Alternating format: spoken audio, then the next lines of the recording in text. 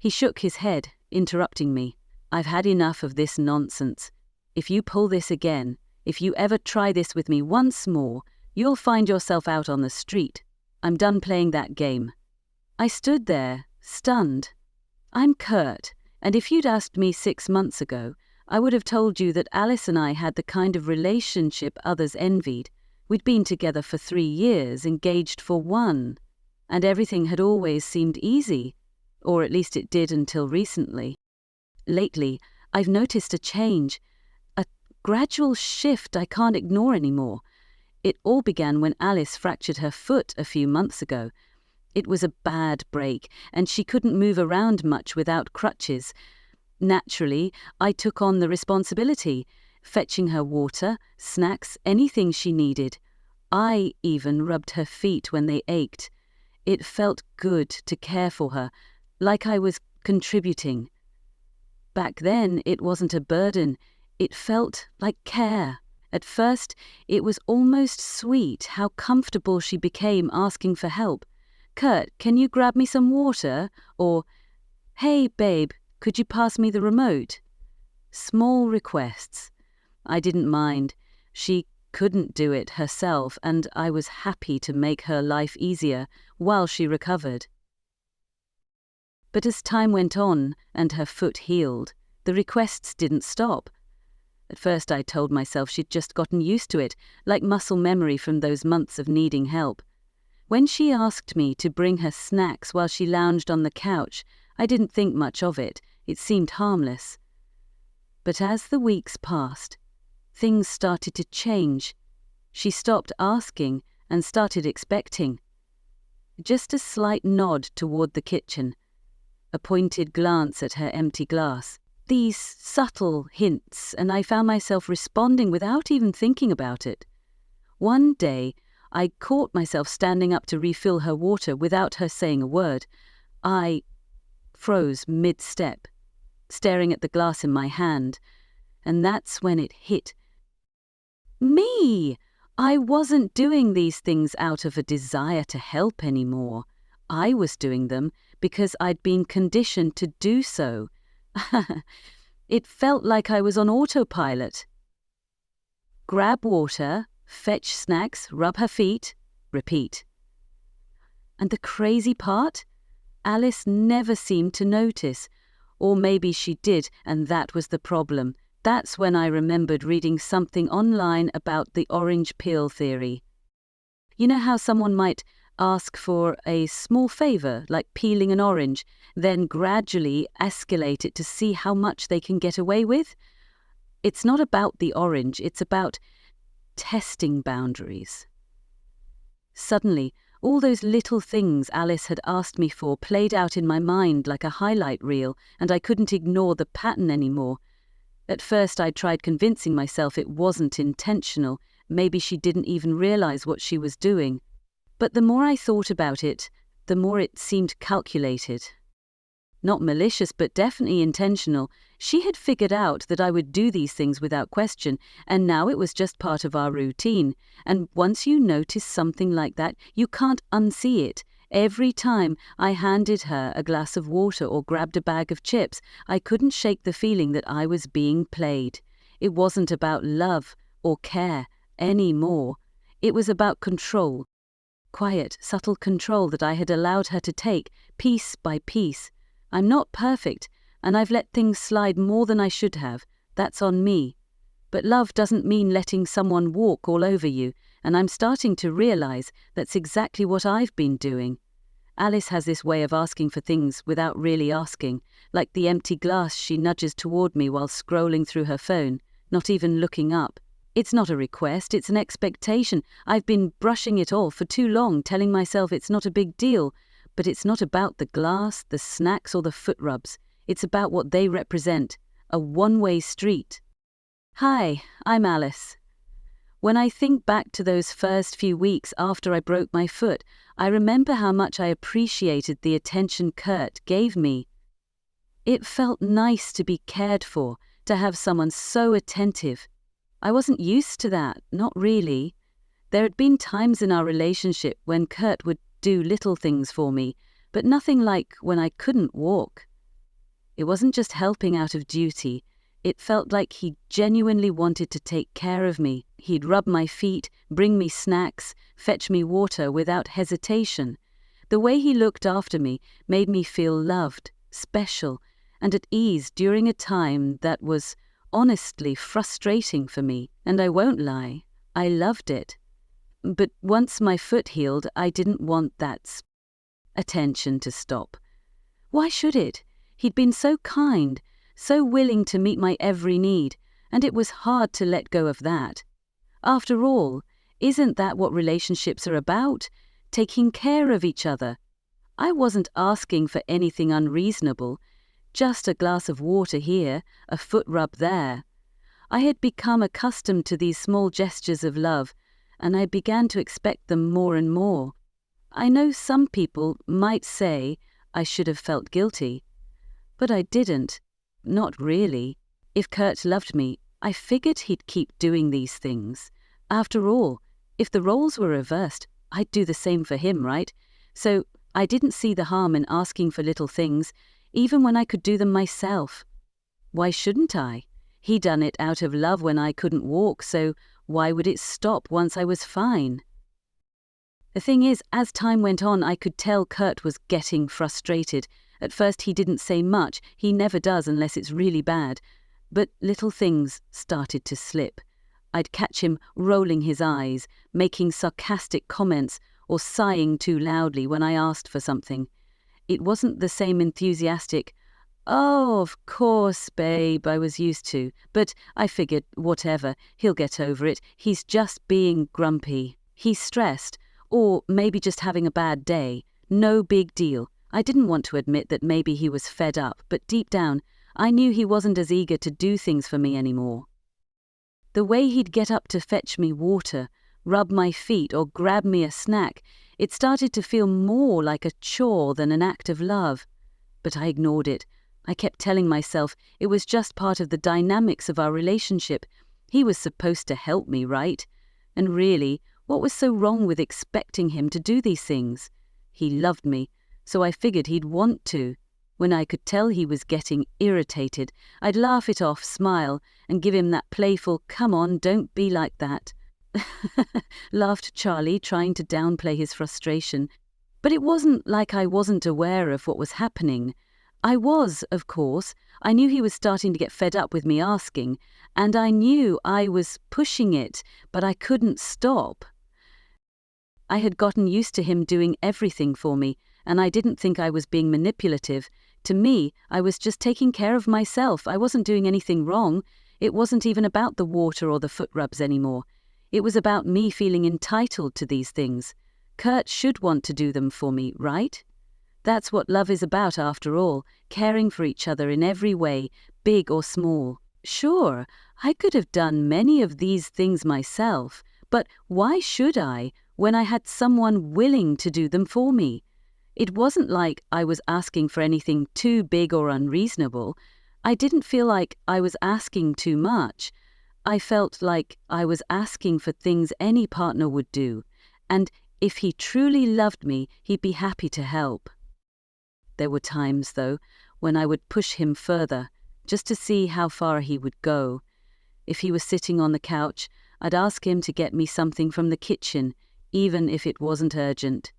If he was busy working, I'd ask him to stop and help. I didn't do it all the time, but I would test the limits just to see. I was curious. If I kept asking, would he keep giving? I didn't think it would hurt anything. After all, it wasn't like I was asking for his entire day, just a few minutes here and there. What's the harm in that? Every time I saw him getting a little irritated, I didn't stop. I'd laugh it off, tell him I was just joking, that it wasn't a big deal. I didn't understand why he couldn't just do these things without complaining. If I'm being honest, I didn't really care. I figured he'd get over it, or that maybe he was just being a little dramatic. In my mind, it wasn't about the small things. It was about me deserving them, about me needing them. Kurt should be more than willing to give them to me because that's what love is about, right? By the time I started noticing Kurt's frustration more often, I had already convinced myself I wasn't being unreasonable. I wasn't being manipulative. I was just asking for things any loving partner would do. If I didn't get them, maybe he wasn't pulling his weight in the relationship. It wasn't my fault that I expected these small acts of care. They didn't seem like a big deal to me. So why were they such a problem for him? It didn't matter that he was less enthusiastic. I knew he'd come around eventually. In my mind, I had the power in this relationship. If I asked for something, he'd do it. That's just how things worked. I was sitting on the couch, scrolling through my phone and trying to tune out the noise of the day, when I heard her voice from the kitchen. "Can you give me a glass of water?" At first, I thought I misheard her. I mean, she was right there in the kitchen, only a couple of steps from the sink, and she could easily get it herself. But no, she said it again, as if it were the most natural thing in the world. "Can you give me a glass of water?" I just stared at her. She was standing there, not even moving, and I'm the one who has to get up and do it. The irritation hit me like a shock. I had been running around after her for weeks, doing everything she asked, and now this? This felt like the tipping point. My mind started racing. It wasn't just about the damn water anymore. This was something bigger. I'd been doing all these things for her without thinking, but now I realized she didn't need my help. She was just taking advantage of me. And the worst part, I had let it happen. I had allowed her to turn me into someone who was always there, always doing things for her without ever getting anything in return. No appreciation, no acknowledgement, just expectations. It wasn't love anymore, it was duty, and I was sick of it. I felt my blood start to boil. How many times had I done things for her because I thought it was out of love? How many times had I set aside my own feelings just to keep her happy? And what did I get in return? Another damn request for water when she was standing right in front of the tap. I tried to joke, hoping she'd see how ridiculous it was. "Why don't you just get it yourself? You're standing right there." She didn't laugh. Instead, she responded coldly, like she had planned it.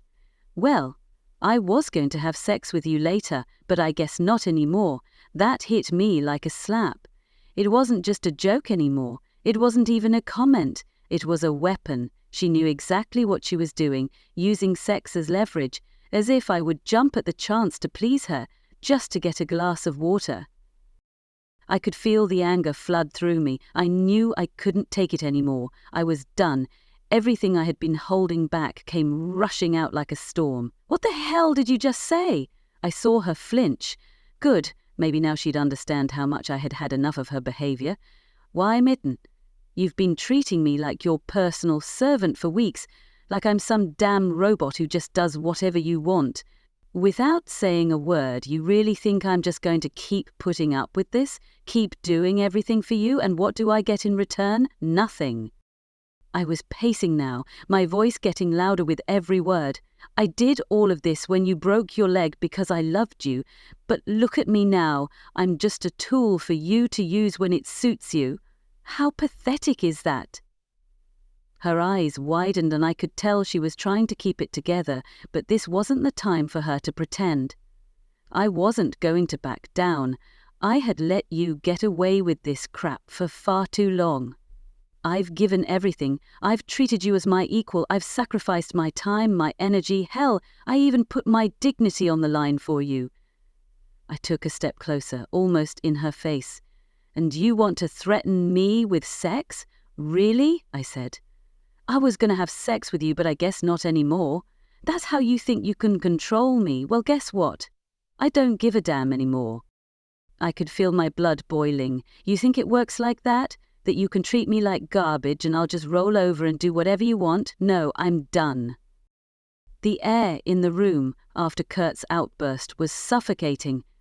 He stood there, breathing heavily, eyes locked on mine, and I felt like I was under a spotlight. I didn't know how we'd gotten to this point. This wasn't supposed to happen. He wasn't supposed to react like this. I opened my mouth, trying to regain control of the situation. This isn't fair, I thought. He should understand. He should do this for me if he really loves me. If you really loved me, I said, my voice trembling slightly, you wouldn't hesitate to do these things. This is what partners do for each other. This is what love is about, Kurt. If you truly cared, you wouldn't even think twice. But he wasn't buying it, not even a little bit. His face stayed cold and still, and that only made me feel more defensive. I don't get it, Kurt, I said, pressing, frustration creeping into my voice. I just asked for some water. What's wrong with that? You've done it before. You always have. Why is this suddenly a problem? But Kurt didn't move. His silence was like a slap to my face. The man who had always gone out of his way for me, the one I thought I could manipulate with just a word, was now standing in front of me with an unyielding resolve. "Don't you see how ridiculous this is?" he finally said, his voice low, calm but sharp, full of finality. "You're 5 steps away and you can't get it? I have to do it for you. More than that, using sex as a weapon? Give back the ring and get out." His words hit me like a punch to the gut. What did he mean, get out? I had never seen him like this before. Kurt was always the one to back down. He always gave in, so why was he so different now? His calmness made my panic rise, and for the first time in our relationship, I felt like I was losing control. "Wait, Kurt," I stammered, trying to salvage the situation. My voice was shaking. "You can't just end this over something like this. We've been through so much. You're not really saying you wanted to break up over a glass of water, are you? This is stupid." But he wasn't swayed. His eyes remained steady, unmoved by my words. He didn't even flinch when I tried to downplay everything. This wasn't about the water. It was about everything I had been getting away with for months, maybe even longer, and in that moment I knew I had pushed him too far. My mind raced, trying to figure out how to fix this, but the truth hit me like a freight train. I had been pushing him, using him, making him do things for me out of some twisted sense of entitlement. And now it was finally catching up with me. Kurt wasn't the man I could control anymore. I tried to cling to the one thing I had left, my pride, but it was slipping away fast. "Kurt, please, I'm sorry. I didn't mean to make you feel like that. I love you. I really do. I didn't realize how much I was asking of you. It's just that you've always done these things for me before." But he wasn't moved. His face remained emotionless, his eyes cold. "It's not about love anymore, Alice," he said.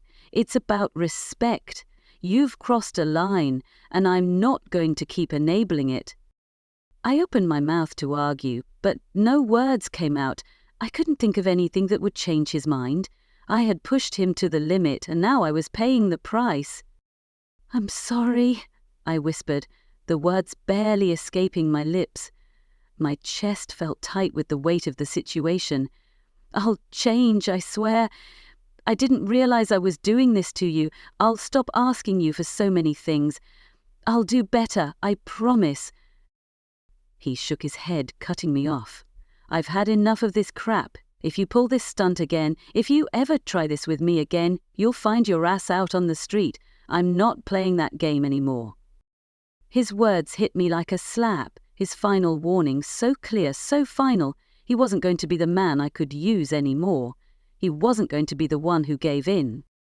I realized, with a cold, sinking feeling in my stomach, that I had no control here. Kurt wasn't the same guy. He wasn't someone I could just bend to my will. And suddenly, the truth was staring me in the face. I had almost lost him. For a split second, I wanted to scream, to throw a tantrum, to cry. But I didn't.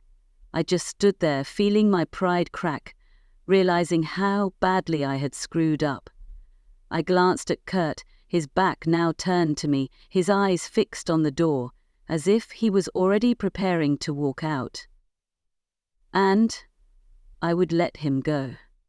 That realization hit me hard. "I get it," I said softly, the words coming out almost like a confession. "I know I've pushed you too far.